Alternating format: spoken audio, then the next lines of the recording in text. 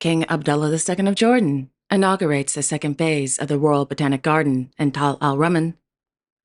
Princess Charlene of Monaco presides over an award ceremony in Les Salines. Queen Mary of Denmark opens an exhibition at Frederiksborg Slot. And King Carl Gustaf of Sweden celebrates his birthday in Stockholm. All this and much more coming up next on your Royal Daily News.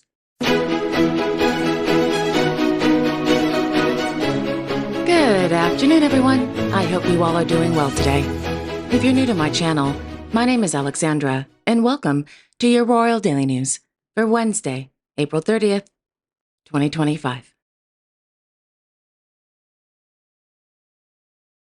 In Stockholm, His Majesty, King Carl Gustaf of Sweden, celebrated his 79th birthday in the outer courtyard of the Royal Palace.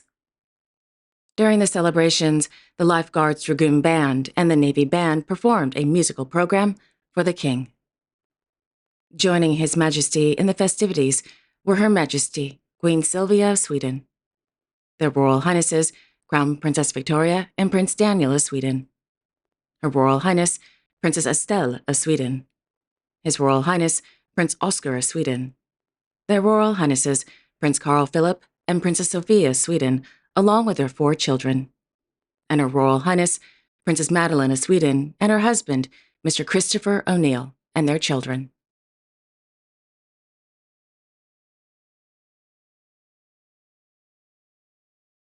In Oslo, Their Majesties, King Harald V and Queen Sonja of Norway held an audience with the President of the Republic of Croatia, Zoran Milanovic, and his wife at the Royal Palace.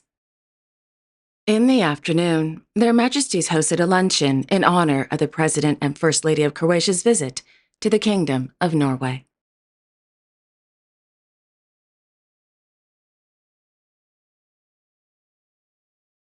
This afternoon, Her Majesty, Queen Mary of Denmark, presided over the inauguration of the exhibition entitled Danner of Denmark in the Princess Wing at Frederiksborg Slot.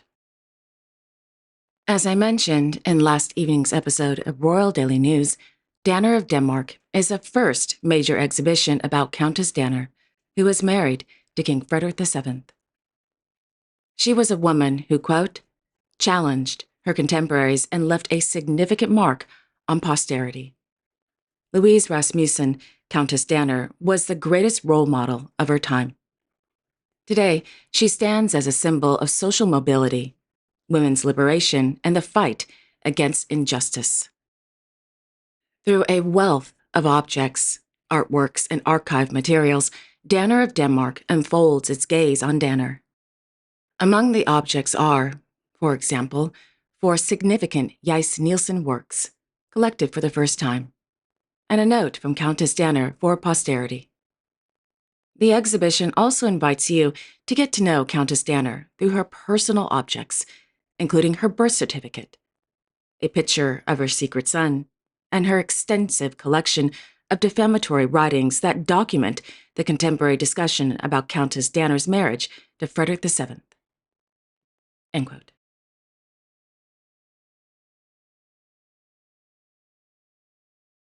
Meanwhile, in Nuuk, His Majesty, King Frederick X of Denmark, visited the University of Greenland, where he met with students from the Silo program. The program focuses on climate, biodiversity, and the relationship between humans and nature. In the afternoon, the king attended a luncheon with the former Prime Minister of Greenland, Kim Kilson. This was followed by a visit to the Greenland Maritime Center.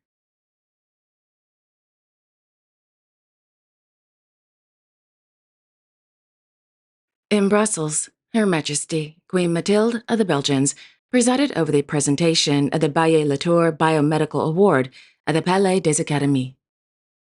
The Baillet-Latour Biomedical Award, an initiative of the Baillet-Latour Fund, is, quote, awarded to independent researchers of any nationality in the early phase of their career to conduct basic, translational, or clinical biomedical research in Belgium and consolidate their independent research team or program. The winner of the award receives €1 million over 5 years to support their work. End quote.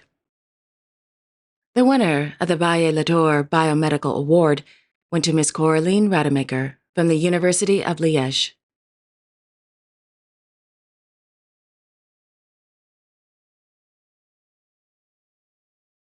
Meanwhile, in Antwerp, His Majesty, King Philippe of the Belgians, visited the nonprofit organization Kenzo. According to the Royal Court of Belgium, the organization provides support to families in, quote, precarious situations, helping to minimize the impact of their struggles on their children's education and the development of their talents. End quote.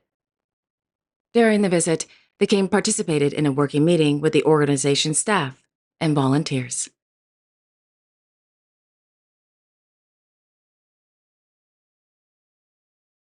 In Madrid, His Majesty, King Felipe VI of Spain, received letters of credence from newly appointed ambassadors to the Kingdom of Spain at Palacio Real de Madrid.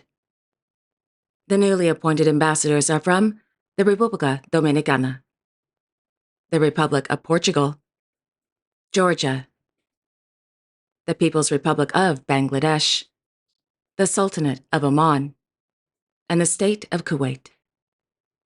The letters of credence is a formal document in which a foreign head of state informs the sovereign that he or she has recently appointed the ambassador as the official representative of his or her country in the Kingdom of Spain. Upon receiving the letters of credence, formalizes the ambassador's entry into office in the Kingdom of Spain.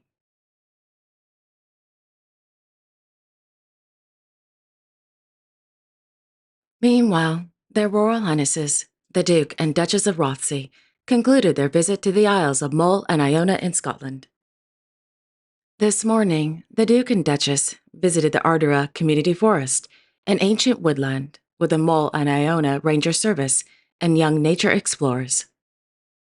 According to Kensington Palace, the Mull and Iona Ranger Service, quote, plays a vital role in conservation, biodiversity protection, and education on the islands.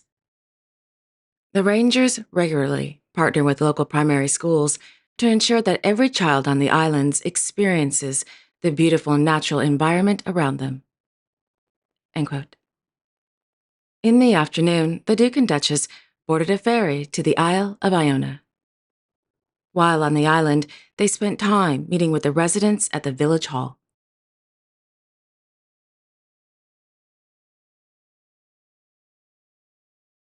On Tuesday, in Les Salines, Her Serene Highness, Princess Charlene of Monaco, accompanied by her brother, Mr. Gareth Whitstock, presided over the presentation of the Prix de la Journée du Respect at the Collège Charles III.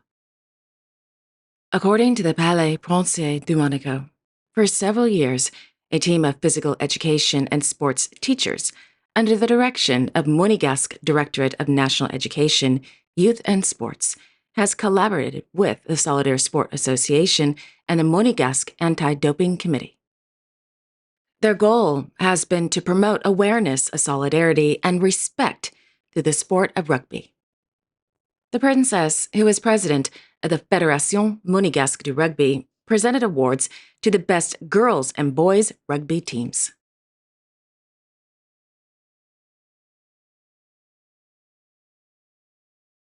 This morning, Miss Charlotte Casaraghi, the eldest daughter of Her Royal Highness Princess Caroline of Hanover, attended the inauguration of a new police station in the Jardin Exotique district of Monaco. Miss Casaraghi is patron of the public security of Monaco.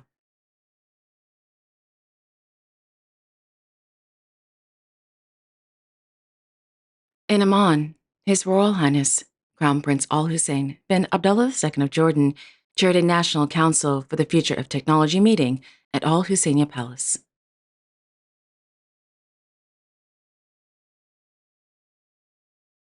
On Tuesday, in Tal al-Rahman, His Majesty King Abdullah II of Jordan presided over the inauguration of the second phase of the Royal Botanic Garden. Built on a total area of 1,782 dunams, the Royal Botanic Garden includes, quote, more than 600 species of plants, in addition to a nursery with a production capacity of 100,000 seedlings per year. End quote. The Royal Botanic Garden, founded in 2005, is home to the global hub for natural habitat restoration in West Asia and North Africa.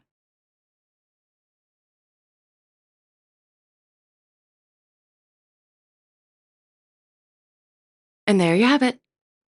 Thank you all so much for joining me on this beautiful Wednesday afternoon. I will be back tomorrow on Thursday, May 1st, with all the latest royal news and events. Until then, I sincerely wish each and every one of you, your family, your friends, and of course your pets, a wonderful afternoon. And don't forget to like, share, and subscribe. Comment below if you'd like, and click on the notification bell so you won't miss a new episode. Have a wonderful afternoon, everyone, and I will see you all tomorrow. Take care and God bless.